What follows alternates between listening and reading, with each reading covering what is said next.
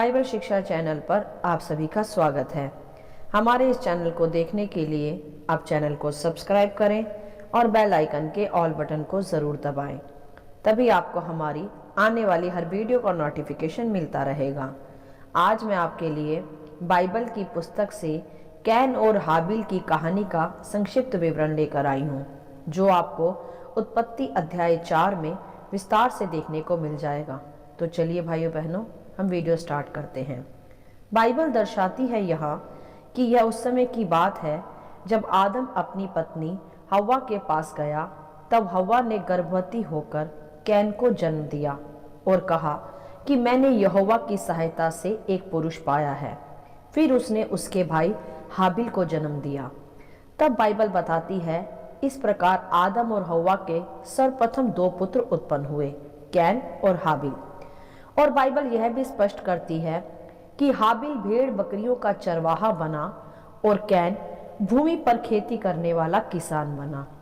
तब कुछ ही दिनों के पश्चात कैन ने एक वेदी बनाकर यहोवा परमेश्वर को भेंट अर्पण की, जिसमें स्पष्ट किया जाता है कि कैन यहोवा के पास अपनी भूमि की उपज में से कुछ भेंट ले आया। ध्यान दे भाइयों बहनों यहाँ कि कैन ने अपनी भूमि की उपज का कुछ भाग भेंट में अर्पण किया था। कुछ अर्थात कुछ भी, कोई उत्तम या बहुमूल्य यहाँ प्रकट नहीं किया जाता। यहाँ जो दर्शाया गया है वह है भूमि की उपज में से कुछ भाग। और आगे हम देखते हैं, वही लिखा है कि और हाबिल भी अपनी भेड़ बकरियों के कई एक पहलोठे बच्चे भेंट चढ़ाने ले आया और उनकी चर्बी भेंट चढ़ाई। हालेलुया। यहाँ हम देख सकते हैं भाइयों बहनों भली प्रकार कि जो कैन ने भेंट दिया वह था भूमि की उपज का कुछ भाग, परंतु जो हाबिल ने भेंट चढ़ाई वह है भेड़ बकरियों के कई एक पहलोठे बच्चे। अर्थात मेरे प्रियो, हाबिल की भेंट कुछ बचा कुछा भाग नहीं था या थोड़ा बहुत नहीं था, वह था सबसे बेस्ट और सबसे उत्तम। और कई एक अर्थात हाबिल ने भेड़ बकरियों के कई एक पहलोठे बच्चे यहोवा को भेंट में अर्पण किए। इसका तात्पर्य यही है मेरे प्रियो कि हाबिल ने जो कुछ भी अर्पण किया वह उत्तम था, श्रेष्ठ था, जिसके लिए वह हर एक पहलोठे बच्चे को अलग करता रहा पहले ही से, क्योंकि बाइबल स्पष्ट करती है कि हाबिल ने कई एक पहलोठे अर्पण किए, कोई एक या 2 या कुछ भाग नहीं।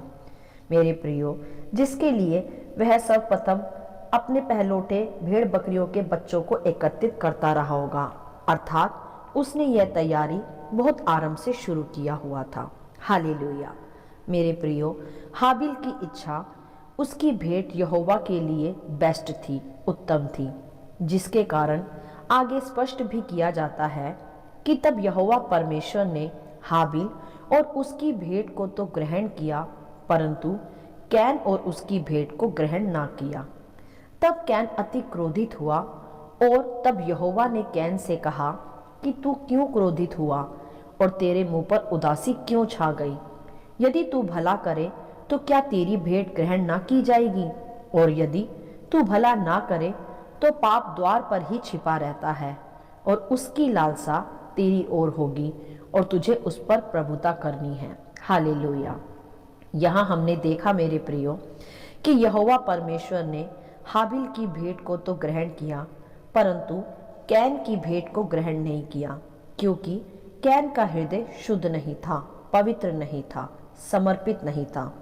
उसने कुछ ही भाग भेंट में अर्पण किया था, जो उसकी पाप से भरी लालसा को व्यक्त करता है, किसी शुद्धता या परमेश्वर के प्रति प्रेम को नहीं।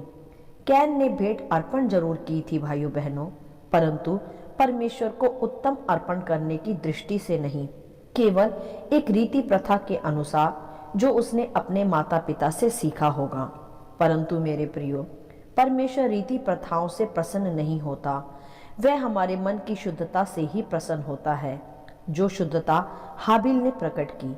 हाबिल ने परमेश्वर को प्रसन्न करने वाली भेंट अर्पण की, अर्थात उत्तम परमेश्वर को अर्पण किया, जिसमें उसका परमेश्वर के प्रति सच्चा समर्पण और प्रेम प्रकट होता है, कोई रीति या प्रथा नहीं। ध्यान दे भाइयों बहनों कि हाबिल ने परमेश्वर को प्रसन्न किया, इसीलिए परमेश्वर ने उसकी भेंट को भी स्वीकार किया। हाबिल ने भेंट तो दी, परंतु मन की शुद्धता व खराई से, इसीलिए परमेश्वर ने उसकी भेंट को स्वीकार किया। परंतु कैन ने जो भेंट दी उसमें मन की शुद्धता व खराई नहीं थी, इसीलिए परमेश्वर ने कैन की भेंट को स्वीकार नहीं किया। मेरे प्रियो, यही आज हमें इस वचन के अध्ययन से सीखने की आवश्यकता है। जैसा भजन संहिता 51 के वचन 16 में भी हम देख सकते हैं, जहां लिखा है कि क्योंकि तू मेल बलि से प्रसन्न नहीं होता, नहीं तो मैं देता, होम बलि से भी तू प्रसन्न नहीं होता। यह स्पष्ट हो जाता है मेरे प्रियो कि परमेश्वर मेल बलि, होम बलि से प्रसन्न नहीं होता, नहीं तो हम केवल उसी को अर्पण करते। वह तो प्रसन्न होता है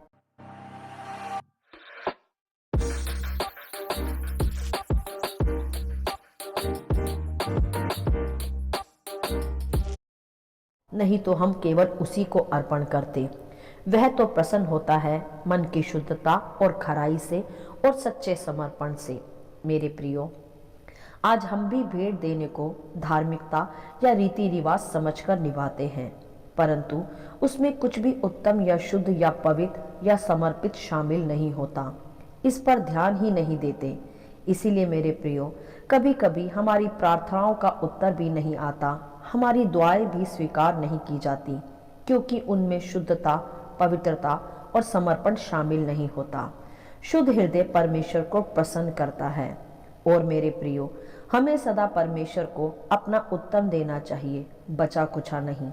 जैसे हाबिल ने कई पहलोटे बच्चे अर्पण किए, कोई एक आध या कुछ बचा कुछा नहीं, और वही भेंट फिर परमेश्वर ने स्वीकार भी की। हालेलुया।